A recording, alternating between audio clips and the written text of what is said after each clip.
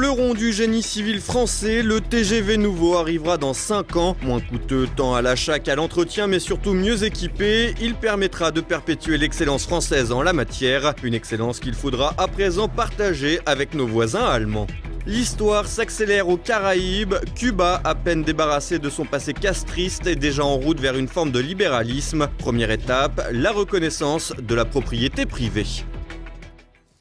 Madame, Monsieur, bonsoir. Les TGV nouveaux arrivent dans 5 ans. Dès 2023, les lignes grande vitesse verront arriver de nouveaux trains mieux équipés et plus performants. Enjeux et perspectives. 100 nouveaux trains entre 2023 et 2033. Tout beau, tout neuf, ces joyaux du génie civil français sont déjà la 5e génération des trains grande vitesse. Wi-Fi intégré, plus confortable, nouveaux équipements à bord. Les nouveaux trains seront le bienvenu. Capable d'accueillir jusqu'à 740 passagers sur 2 étages, soit 200 de plus qu'avec les actuels modèles. Le TGV de 2023 sera aussi moins cher que la précédente génération, 20% moins cher en coût d'acquisition, 20% d'économie en consommation d'énergie et 30% de coût de maintenance en moins. La commande demande un investissement de 3 milliards d'euros de la part de la SNCF, environ 25 millions par rame, le tout dans la poche d'Alstom, passé récemment sous pavillon allemand via Siemens. Une commande qui devrait permettre de préserver de nombreux emplois dans le secteur. Le PDG de la SNCF, Guillaume Pépi, estime même que ce contrat pourrait préserver quelques 4000 postes. Le partenariat d'innovation entre la SNCF et Alstom a tout du pari gagnant. Avec des nouvelles rames plus modernes et moins chères, les chemins de fer français pourront demeurer des vitrines de l'industrie nationale. Un succès qui, s'il se confirme par la viabilité des nouveaux trains, pourrait ouvrir vers de nouvelles perspectives en matière de transport.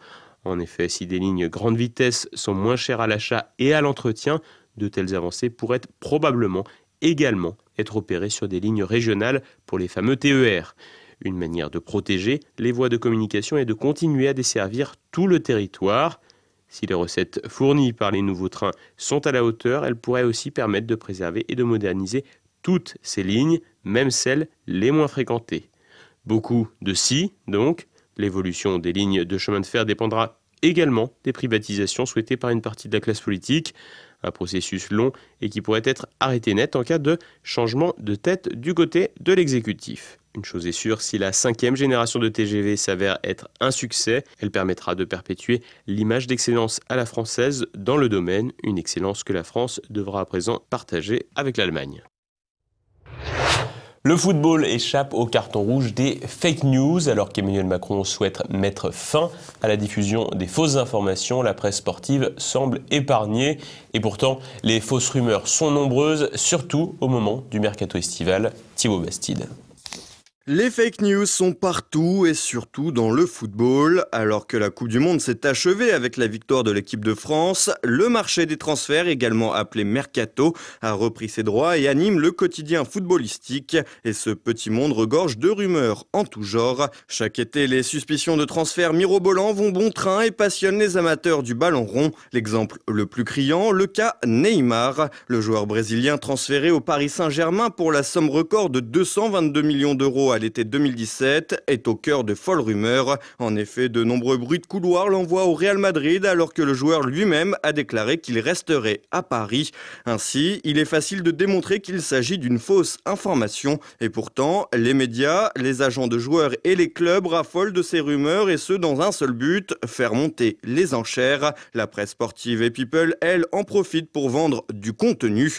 En 2016, l'Observatoire du football en France expliquait qu'il était courant dans le milieu du ballon rond de diffuser une information pour augmenter le prix d'un joueur. La ficelle est assez simple à comprendre, faire croire que le joueur va signer dans un club pour faire augmenter les enchères et tout le monde y trouve son compte. Les agents sont rémunérés à la commission sur le montant du transfert. L'action en bourse d'un club peut augmenter à l'annonce d'un possible transfert et le joueur peut faire gonfler son salaire. Il en est de même pour les journaux spécialisés. En effet, plus les rumeurs sont folles, plus les ventes seront importantes. Ainsi, tout le monde a intérêt à partager partager toutes sortes de rumeurs. Dans ce contexte, la lutte contre les fameuses fake news annoncées par le gouvernement et qui fait l'objet d'un texte de loi débattu à l'Assemblée semble bien lacunaire. En effet, comment contrôler une rumeur? Comment parler de fausses informations lorsque les articles usent et abusent du conditionnel? Et enfin, quels domaines vont être concernés? Si le sport ne l'est pas, la politique et a fortiori l'économie seront visés. Or, le sport professionnel se rattache directement au domaine économique. Cuba reconnaît la propriété privée, une étape supplémentaire vers la libéralisation du pays, la fin d'une époque dans les Caraïbes et sur la scène internationale. Dimanche 22 juillet 2018, Cuba reconnaît la propriété privée. Après près de 60 années de communisme, l'île semble bel et bien tourner la page du communisme. Déjà autorisée depuis 2011, la propriété privée devrait à présent figurer dans la Constitution. Reste la ratification populaire qui ne devrait pas poser le moindre problème. Probablement une bonne chose pour de nombreux Cubains, mais qui laisse aussi entrevoir d'autres petites sucreries que présage l'arrivée d'un capitalisme sauvage à Cuba.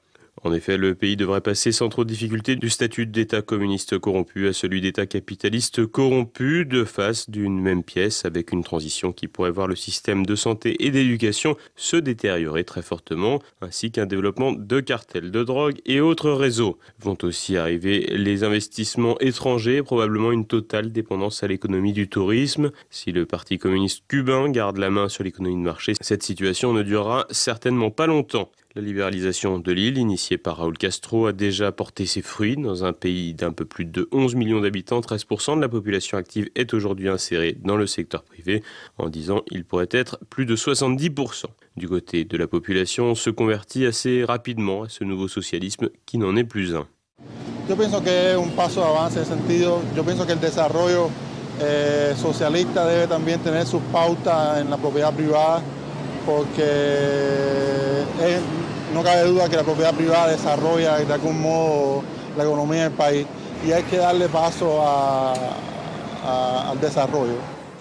Le nouveau chef d'État cubain, Miguel Díaz-Canel, pourrait bien être le Gorbatchev de l'île et pousser son pays dans les bras du capitalisme avec une transition forcément compliquée. Les premiers bouleversements de l'économie cubaine puisent leurs racines dans la chute de l'URSS et le défi de l'économie de marché appelle à de nombreuses modifications d'ordre juridique, notamment à commencer par la reconnaissance de la personnalité juridique pour les entreprises privées. L'évolution du régime vers le capitalisme devrait cependant être chaotique. Cuba s'est longtemps reposé sur ses échanges avec le Venezuela, aujourd'hui en crise. Les échanges sont ainsi passés de 40% de son commerce en 2014 à 18% en 2016. On imagine assez facilement l'île dans une dizaine d'années aux mains de grands groupes étrangers et la Havane devenue une capitale mondiale pour les LGBT à l'initiative de la nièce de Fidel, Mariela Castro, spécialiste en la matière. Che Guevara et les reliquats du marxisme seront définitivement passés dans la sphère du marketing.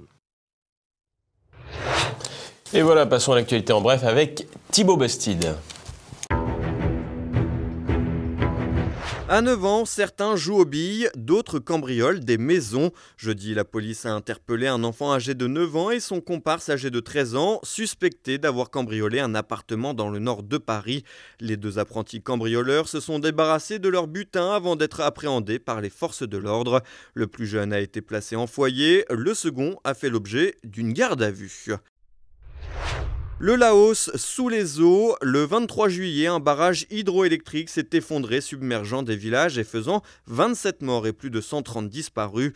Les torrents d'eau boueuse ont à présent gagné le Cambodge voisin et 17 villages ont été inondés.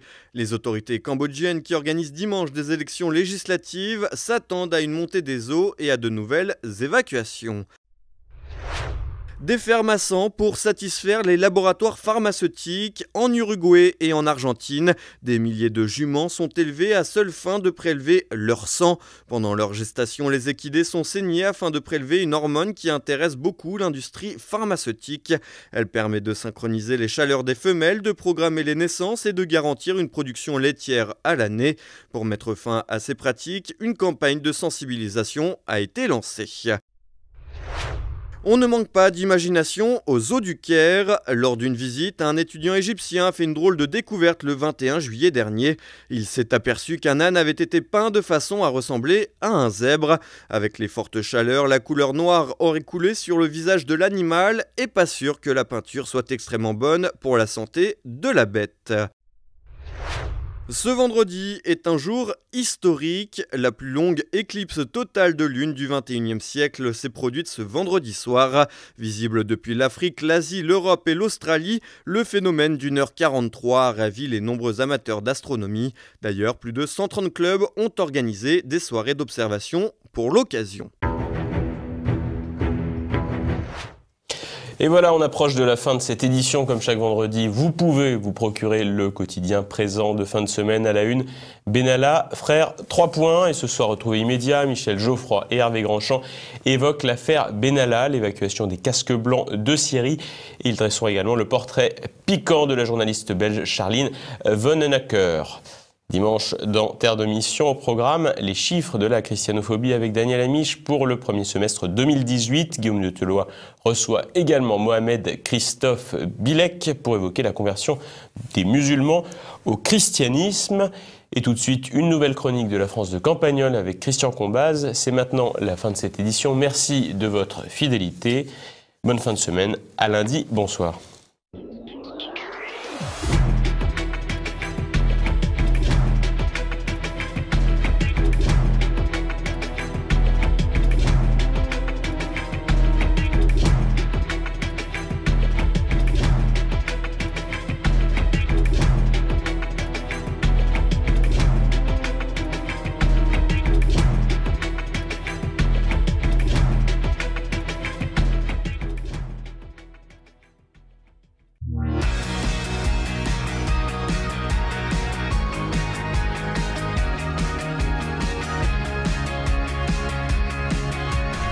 Alors vous pensez bien qu'à Campagnol, comme partout, on a son opinion au sujet de la fameuse affaire d'État. Mais ce qui m'intéresse, enfin pour l'instant, c'est justement ce comme partout, ou plutôt c'est le fait que nous soyons en vacances, même ceux qui n'en prennent guère, que le temps s'allonge en ce moment, que le pays ralentit et que les gens se retrouvent plus souvent et plus volontiers que d'habitude sous les ombrages, aux terrasses, au bord des piscines et des plages, pour parler. Ils parlent, je veux dire, ils se parlent davantage qu'à l'ordinaire. Et que disent-ils de l'affaire Macron, par exemple? J'y viens, je voulais juste signaler que l'une des raisons pour lesquelles l'opinion publique tente à disparaître à notre époque, c'est la solitude que l'on subit toute l'année. Quand on vit tout seul dans son coin, on ne raisonne pas avec autrui pour se forger une opinion. On n'en a aucune, ou alors on a celle de la télé. Tandis que les vacances sont un moment où l'on parle, justement, où on réfléchit ensemble, où l'on commente les nouvelles qui tombent de Paris toutes les 4 heures. Il faut admettre que récemment, le rythme a été soutenu. Donc, première observation, le président de la République ne pouvait pas trouver pire époque de l'année pour susciter les commentaires, ou plutôt, il comptait sur les vacances pour les faire accélérer en sa faveur après le triomphe de son équipe de foot, et ils accélèrent en effet, mais c'est désormais en sa défaveur. Les télévisions qu'on accuse depuis le début de faire son jeu de manière éhontée semblent le défaire, bizarrement, et vous, si vous me demandez ce qu'on en dit à Campagnol, eh ben, on en dit ça déjà, c'est que le journal Le Monde, par exemple, qui a compté parmi ses promoteurs depuis le début, a choisi de l'humilier publiquement devant l'opinion. Et les gens de Campagnol ne sont pas assez fous pour ne pas avoir remarqué ce paradoxe et pour l'interpréter. Ils se disent ce qu'on n'entend pas dans les médias, c'est-à-dire, pour être lâché aussi totalement, aussi rapidement, qu'a-t-il fait que nous ne connaissons pas? Et ces prétendus amis ne sont-ils pas en train de se mettre à l'abri, l'accablant à toute allure, avant que le reste ne soit révélé? Alors quel reste, vous allez me dire, on ne sait pas, mais là encore l'opinion de Campagnol est assez intéressante. On entend dire que maintenant qu'on connaît le personnage, il ne serait pas surprenant qu'on découvre un truc énorme, une filouterie majeure, et en quelque sorte la machine qu'il a portée au pouvoir commence à prendre peur parce qu'il représenterait un danger de tout faire sauter.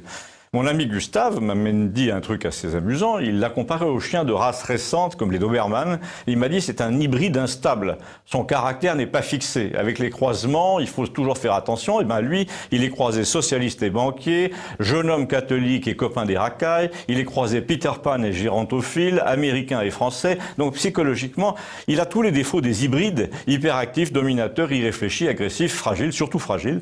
Quand il dit aux enquêteurs, par exemple, qu'ils n'ont qu'à venir le chercher, c'est quand même une puérilité de gamin qui s'est réfugié au sommet d'un arbre. C'est peut-être ça que ces découvreurs ont compris tardivement, m'a dit Gustave. C'est un être qui mélange la puissance et la puérilité.